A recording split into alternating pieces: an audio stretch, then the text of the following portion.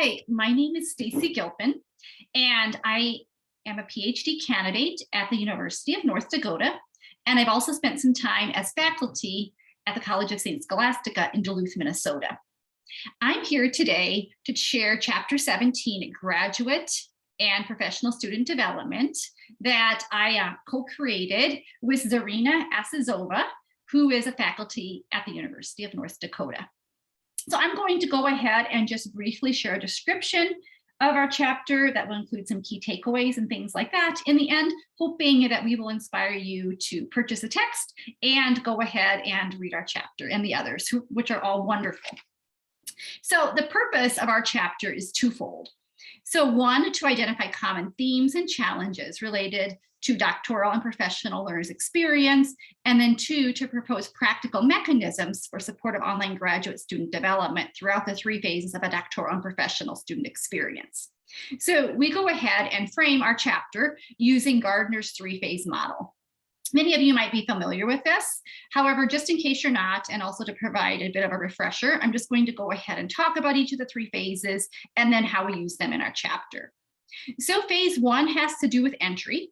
So the time of admission, matriculation, and first year experiences in graduate and professional programs. So getting situated, getting going, getting started. Within this chapter, we talk about the role of culture. We talk about access to technology, so Wi-Fi, computers and things like that. And then we also talk about workspaces. And sometimes within online learning, we forget that students don't have access to the campus and to some of the campus amenities like libraries and quiet study spaces there, that they'll be doing absolutely everything away from campus. And so thinking about how we can support students in finding those spaces where they can work quietly on their studies. Then in phase two, we talk about integration, which pertains to formal and informal academic experiences that foster psychosocial development and professional identity development of a learner within a field of study.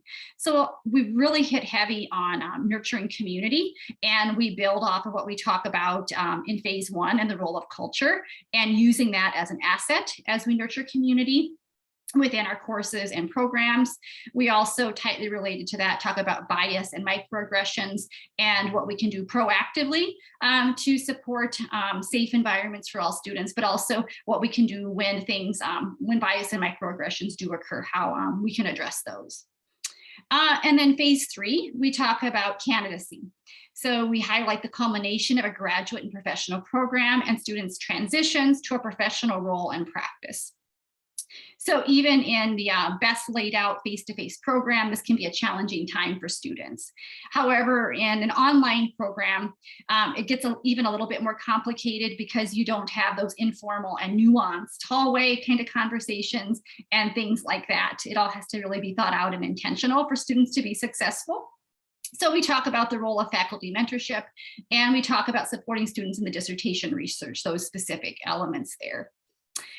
And so really all throughout this chapter laid over the three phases, we talk about practical recommendations that bring social and magnetic dimensions of online graduate learner development, structural interventions and solutions, and specific best pedagogical practices to the center of online learning and development of graduate and professional students.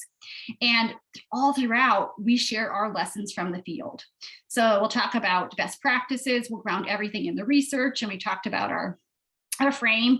And then we'll also, at the end of different sections, say, and here's how we experienced it at the College of St. Scholastica, and here's how we experienced it at the University of North Dakota. Now, we do not claim to have all the answers, as human learning is complex and brings with it, as we all know, multiple and underpinned dimensions. But we hope to provide the reader with a starting point for future course and program development and refinement. So thank you.